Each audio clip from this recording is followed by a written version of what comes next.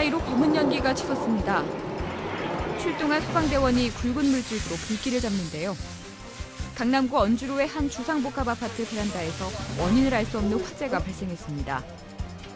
이 사고로 인명피해는 없었지만 에어컨 실외기 등이 불에 타 소방서 추산 약 440만 원의 재산 피해가 발생했습니다.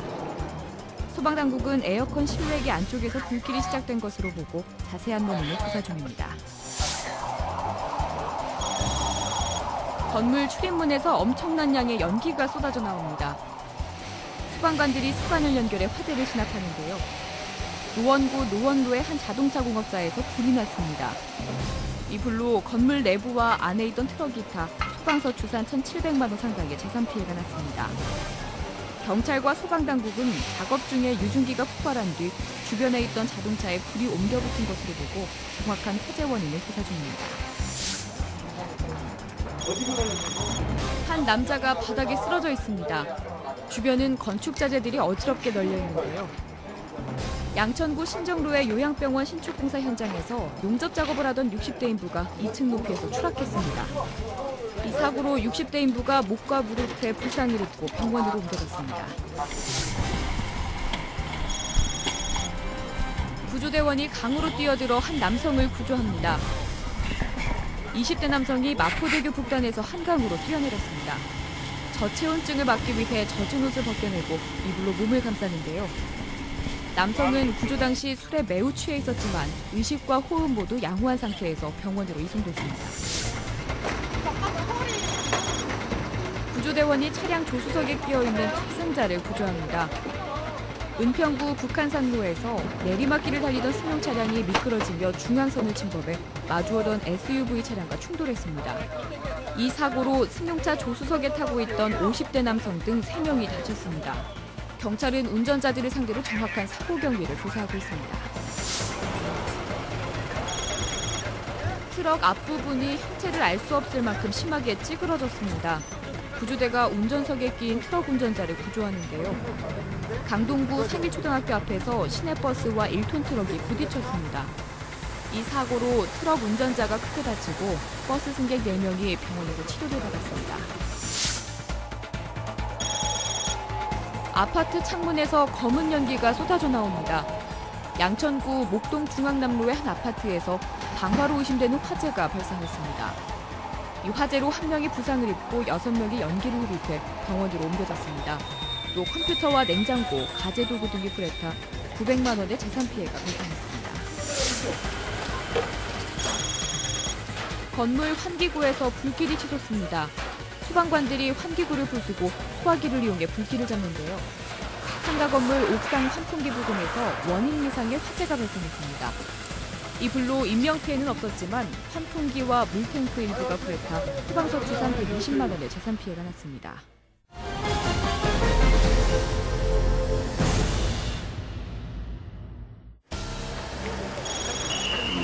승용차 한 대가 찌그러진 채 도로 위에 멈춰서 있습니다. 도로 주변엔 파편들이 어지럽게 널려 있는데요. 중랑구 숙선 옹주로의 한 도로에서 신내동 방향으로 달리던 차량과 마주오던 차량이 충돌했습니다.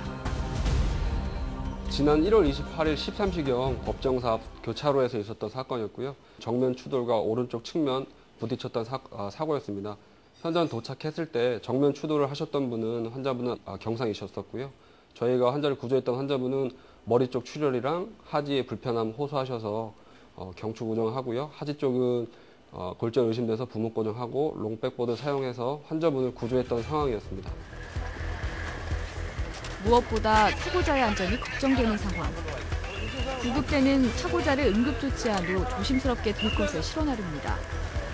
지나가던 손님들도 이 광경을 걱정스러운 듯 지켜봅니다. 이 사고로 승용차 운전자 2명이 부상을 입어 병원으로 이송됐습니다. 차량 한 대가 완전히 부서진 채 주저앉아 있습니다. 도로 위에서 사람들이 우왕좌왕하는데요. 강서구 개화지하차도 입구에서 20대 남성이 몰던 차량이 마주오던 차량과 충돌하는 사고가 발생했습니다. 이어 이 차량은 다시 마주오던 승용차 2대를 잇따라 들이받았습니다. 이 사고로 5명이 다쳐 인근 병원으로 옮겨졌습니다. 경찰은 흰색 차량이 중앙선을 넘어 사고가 난 것으로 보고 정확한 경위를 조사 중입니다. 최근 중앙선을 침범하는 사고가 잇따르고 있는데요. 중앙선 침범 사고는 이유를 불문하고 다른 사고보다 훨씬 치명적인 결과를 가져옵니다. 얼마 전에는 중앙선 침범 사고로 8살 난 여자아이가 목숨을 잃기도 했는데요. 승용차 뒷부분이 형체를 알아볼 수 없을 만큼 찌그러지고 유아용 카시트는 차 밖으로 튕겨져 나간 채 나동됩니다. 서대문구 금화터널 앞에서 40대 여성이 몰던 승용차가 중앙분리대를 넘어 마주오던 차량과 부딪혔습니다. 이 사고로 승용차 뒷좌석에 타고 있던 8살 난 딸이 숨지고 5살짜리 딸도 중태에 빠지는 등 3명이 다쳤습니다. 특히 중앙선을 침범할 경우 마주오는 차량은 이를 예상하기 어렵기 때문에 큰 위협이 됩니다. 실제 중앙선 침범 사고는 치사율도 높고 다른 법규 위반에 비해 대형 사고로 연결될 가능성이 큰 것으로 나타났습니다.